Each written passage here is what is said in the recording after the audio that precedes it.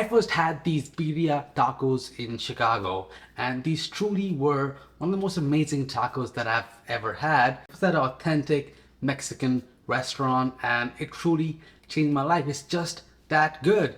The soup, the meat, the simple tortilla. I actually did not have quesabirria, but if you do stick till the very end, you'll be able to see how to get that going as well. It is super simple, and you'll be sure to impress your friends and family with this recipe. Ingredients are simple but plentiful. Try to find a local Mexican grocer, because otherwise it's going to be really hard for you to find these chilies at your regular supermarket, especially if you're not in Mexico. Now, as you take a note of these ingredients, let me tell you that this recipe is part of the Comida Mexicana collab, and I'm excited to share all the other channels that are part of this collab. Check them all out, because you'll be set for anything that you want that's Mexican. Get your tomatoes going in a saucepan with some onion, garlic, and here are the red chilies. So these here are chilies, they are ball. We're just gonna de-stem them and pluck that out, and then put those in the pan. And then these here are your guajillo chilies. And for these, you want to kind of remove the seeds and some of the veins inside. That will help to reduce the spice level that this brings with it. Now, most of the spice is in the veins, so the seeds don't really do much to add the spice. But if you do want that in, remove the seeds, keep the vein. Add that all to the saucepan and fill it up with water.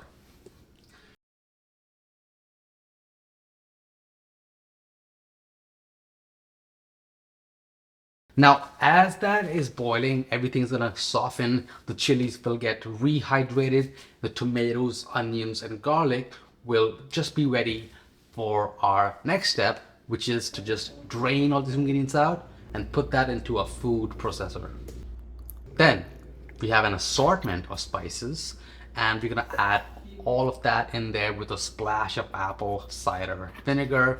I'm also gonna add in chipotle chilies and adobo sauce, and because they're already kind of cooked, there's no point in putting it earlier with the water, so just add it directly in there, and then kind of fill that up, about 2 to 3 cups of beef broth, and then just blend it up until it's nice and smooth.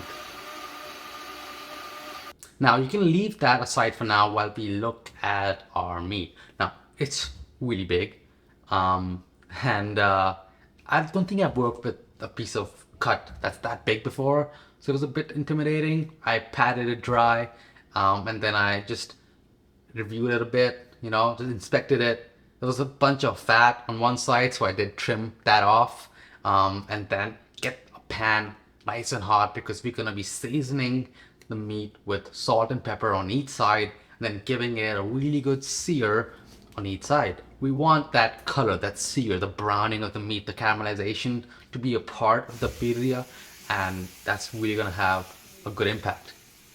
Now, this is not my first attempt at making this recipe. I did a couple attempts earlier, and I used chuck roast beef earlier.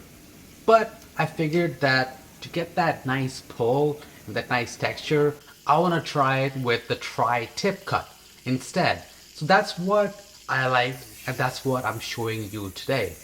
Now, once each side is colored, you can just pick that up and transfer it into your Instant Pot or your slow cooker. Now, birria can be made with way more cuts than just tri-tip or chuck. And if in any case, in any of these cuts, if you find that your meat is not shredding easily, you probably need to cook it for longer and avoid lifting the lid, because that's going to let all the steam out and it's going to increase your cook time. Then right after that, put a sieve over your Instant Pot, and then that puree from earlier with all those chilies and those fresh veggies, well, put that through, strain it. That's going to give you a really nice smooth texture of that puree, because that's going to end up becoming our consomme. Put a bay leaf in there and then slow cook for about 10 to 12 hours. I think I went for 11. Now, for actually assembling the tacos, you're gonna need your tortillas, some cheese. I'm gonna use Oaxaca cheese, and some cilantro. You can put onions in there as well. It's awesome.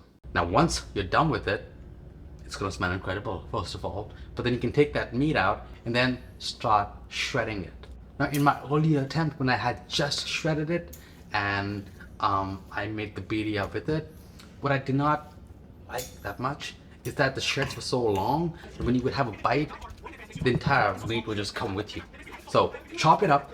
It's gonna give you a much better experience while enjoying the tacos. And now there's really two ways that you can go. You can either put all that chopped up meat back in your consomme, or you can have it separate and have the consomme separate. What I ended up doing is I put the meat right back in there because that's how I was served the birria when I had it in Chicago. So the meat and the consomme are just together, they're full of flavor. And then to assemble it, I have my pan going on just low heat. So first you have to dip that tortilla just on the top surface level of the actual like birria that you have, which you're gonna use to toast the tortilla.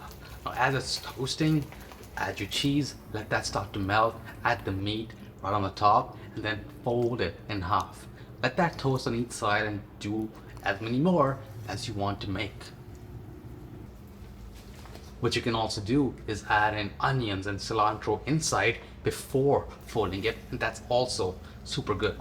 The key, once you have all your tacos, your birria tacos ready, is to serve it with that consomme, because eating it is just a pleasure.